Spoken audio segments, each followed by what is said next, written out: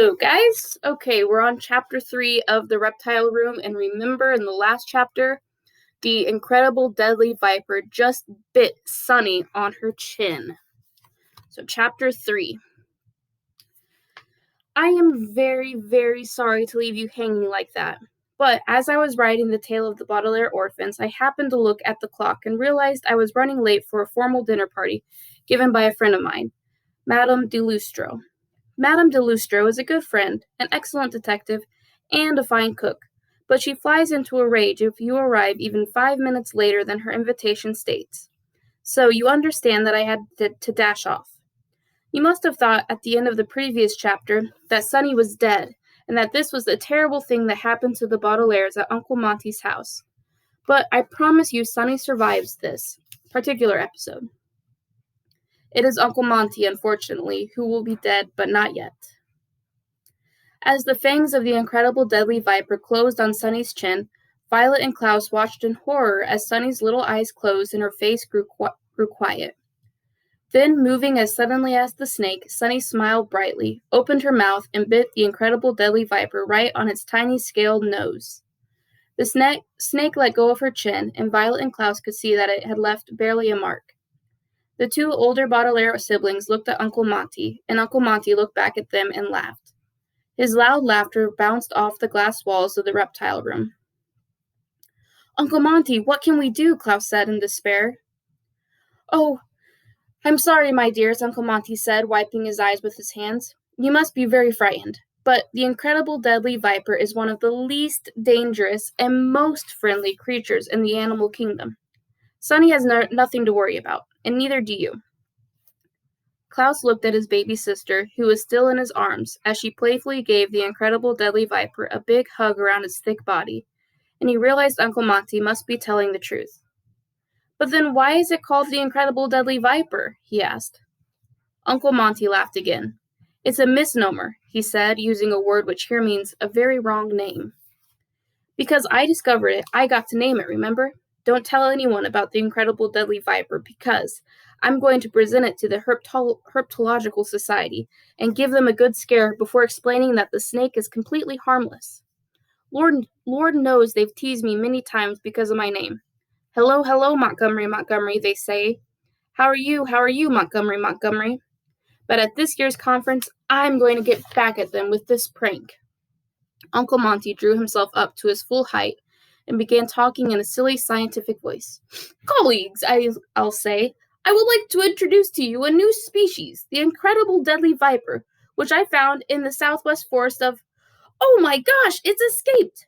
And then, when all of my fellow herpetologists have jumped up on chairs and tables and are shrieking in fear, I'll tell them that the snake wouldn't hurt a fly. Won't that be hysterical?" Violet and Klaus looked at each other and then began laughing, half in relief that their sister was unharmed, and half with amusement, because they thought Uncle Monty's prank was a good one. Klaus put Sunny down on the floor, and the incredible deadly viper followed, wriggling its tail affectionately around Sunny, the way you might put your arm around someone of whom you were fond. "Are there any snakes in this room that are dangerous?" Violet asked. "Of course," Uncle Monty said. "You can't study snakes for 40 years without encountering some dangerous ones. I have a whole cabinet of venom samples from every poisonous snake known to people, so I can study the ways in which these dangerous snakes work. There is a snake in this room whose venom is so deadly that your heart would stop before you even knew he bit you. There is a snake who can open her mouth so wide she could swallow all of us together in one gulp. There is a pair of snakes who have learned to drive a car so recklessly that they would run you over in the street and never stop to apologize. But all of these snakes are in cages with much sturdier locks, and all of them can be handled safely when one has studied them enough. I promise that if you take time to learn the facts, no harm will come to you here in the reptile room." There is a type of situation which occurs all too often, and which is occurring at this point in the story of the Baudelaire orphans, called dramatic irony. Simply put, dramatic irony is when a person makes a harmless remark, and someone else who hears it knows something that makes the remark have a different and usually unpleasant meaning. For example, if you were in a restaurant and said out loud, "I can't wait to eat the veal marsala I ordered," And there were people around who knew that the veal Marcella was poison and that you would die as soon as you took a bite. Your situation would be one of dramatic irony. Dramatic irony is a cruel occurrence, one that is almost always upsetting, and I'm sorry to have it appear in this story. But Violet, Klaus, and Sunny have such unfortunate lives that it was only a matter of time before a dramatic irony would rear its ugly head. As you and I listen to Uncle Monty tell the 3 Baudelaire orphans that no harm will ever come to them in the reptile room, we should be experiencing the strange feeling that accompanies the arrival of dramatic irony. This feeling is not unlike the sinking in one's stomach when one is in an elevator that suddenly goes down, or when you are snug in bed and your closet door suddenly creaks open to reveal the person who has been hiding there. For no matter how safe and happy the 3 children felt, no matter how comforting Uncle Monty's words were, you and I know that soon Uncle Monty will be dead, and the Baudelaires will be miserable once again. During the week that followed, however, the Baudelaires had a wonderful time in their new home. Each morning they woke up and dressed in the privacy of their very own rooms, which they had chosen and decorated to their liking. Violet had chosen a room with an enormous window looking out onto the snake-shaped hedges on the front lawn. She thought such a view might inspire her when she was inventing things. Uncle Monty had allowed her to tack up large pieces of white paper on each wall so she could sketch out her ideas, even if they came to her in the middle of the night. Klaus had chosen a room with a cozy alcove in it. The word alcove here means very, very small nook, just perfect for sitting and reading. With Uncle Monty's permission, he had carried up a large cushioned chair from the living room and placed it right in the alcove, under a heavy brass reading lamp. Each night, rather than reading in bed, he would curl himself in the chair with a book from Uncle Monty's library, sometimes until morning. Sunny had chosen a room right between Violet's and Klaus's and filled it with small, hard objects from all over the house so she could bite them when she felt like it. There were also assorted toys for the incredible deadly viper so the 2 of them could play together whenever they wanted, within reason. But where the Baudelaire orphans most liked to be was the reptile room. Each morning after breakfast, they would join Uncle Monty, who would have already started work on the upcoming expedition. Violet sat at a table with the ropes, gears, and cages that made up the different snake traps, learning how they worked, repairing them if they were broken, and occasionally making improvements to make the traps more comfortable for the snakes on their long journey from Peru to Uncle Monty's house. Klaus sat nearby, reading the books on Peru Uncle Monty had and taking notes on a pad of paper so they could refer to them later. And Sunny sat on the floor, biting a long rope into shorter pieces with great enthusiasm. But what the Baudelaire youngsters liked best was learning all about the reptiles from Uncle Monty. As they worked, he would show them the Alaskan cow lizard, a long green creature that produced delicious milk. They met the dissonant toad, which could imitate human speech in a gravelly voice. Uncle Monty taught them how to handle the inky newt without getting its black dye all over their fingers, and how to tell when the irascible python was grumpy and best left alone.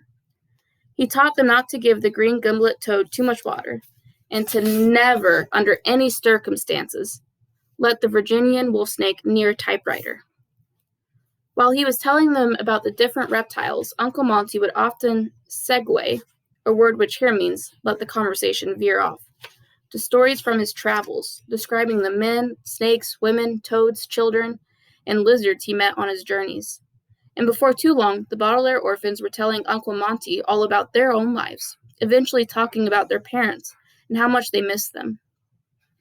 Uncle Monty was as interested in the Baudelaire stories as they were in his, and sometimes they got to talking so long they scarcely had time to gobble down dinner before cramming themselves into Uncle Monty's tiny Jeep and heading to the movies. One morning, however, when the 3 children finished their breakfast and went into the reptile room, they found not Uncle Monty, but a note from him. The note read as follows: Dear Bambini. Do you remember what Bambini means? It's Italian for children. So he's saying, Dear children, I've gone into town to buy a few last things we need for the expedition. Peruvian wasp repellent, toothbrushes, canned peaches, and a fireproof canoe. It will take a while to find the peaches, so don't expect me back until dinner time. Stefano, Gustave's replacement, will arrive today by taxi.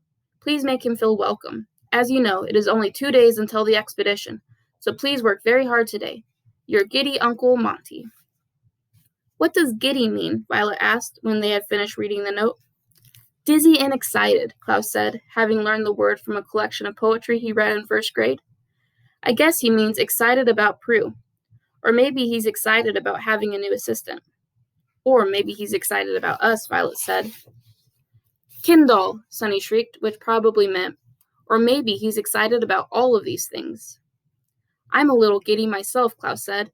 It's really fun to live with Uncle Monty. It certainly is, Violet agreed. After the fire, I thought we would never be happy again. But our time here has been wonderful. I still miss our parents, though, Klaus said. No matter how nice Uncle Monty is, I wish we still lived in our real home. Of course, Violet said quickly. She paused and slowly said out loud something she had been thinking about for the past few days. I think we'll always miss our parents, but I think we can miss them without being miserable all the time. After all, they wouldn't want us to be miserable. Remember that time, Klaus said wistfully, when we were bored one rainy afternoon, and all of us painted our toenails bright red? Yes, Violet said, grinning, and I spilled some on the yellow chair. Archo, Sunny said quietly, which probably meant something like, and the stain never really came out. The Baudelaire orphans smiled at each other and, without a word, began to do the day's work. For the rest of the morning, they worked quietly and steadily, realizing that their contentment here at Uncle Monty's house did not erase their parents' death. Not at all. But at least it made them feel better after feeling so sad for so long. It is unfortunate, of course, that this quiet, happy moment was the last one the children would have for quite some time. But there is nothing anyone can do about it now. Just when the Baudelaires were beginning to think about lunch, they heard a car pull up in front of the house and toot its horn. To the children, it signaled the arrival of Stefano. To us, it should signal the beginning of more misery. I expect that's the new assistant, Klaus said, looking up from the big Peruvian book of small Peruvian snakes. I hope he's as nice as Monty. Me too, Violet said, opening and shutting a toad trap to make sure it worked smoothly. It would be unpleasant to travel to Peru with somebody who was boring or mean. Georgia, Sunny shrieked, which probably meant something like, well, let's go find out what Stefano was like. The Baudelaires left the reptile room and walked out the front door to find a taxi parked next to the snake-shaped hedges. A very tall, thin man with a long beard and no eyebrows over his eyes was getting out of the back seat, carrying a black suitcase with a shiny silver padlock. I'm not going to give you a tip, the bearded man was saying to the driver of the taxi, because you talk too much. Not everybody wants to hear about your new baby, you know. Oh, hello there. I am Stefano, Dr. Montgomery's new assistant. How do you do? How do you do, Violet said, and as she approached him, there was something about his wheezy voice that seemed vaguely familiar. How do you do, Klaus said, and as he looked up at Stefano, there was something about his shiny eyes that seemed quite familiar. Huda! Sunny shrieked. Stefano wasn't wearing any socks, and Sunny crawling on the ground, could see his bare ankle between his pant cuff and his shoes. There on his ankle was something that was most familiar of all. Who do you think this man is? The Baudelaire orphans all realized the same thing at the same time, and took a step back as you might from a growling dog. This man wasn't Stefano, no matter what he called himself. The three children looked at Uncle Monty's new assistant from head to toe and saw that he was none other than Count Olaf. He may have shaved off his one long eyebrow and grown a beard over his scraggly chin, but there was no way he could hide the tattoo of an eye on his ankle. So Count Olaf found them.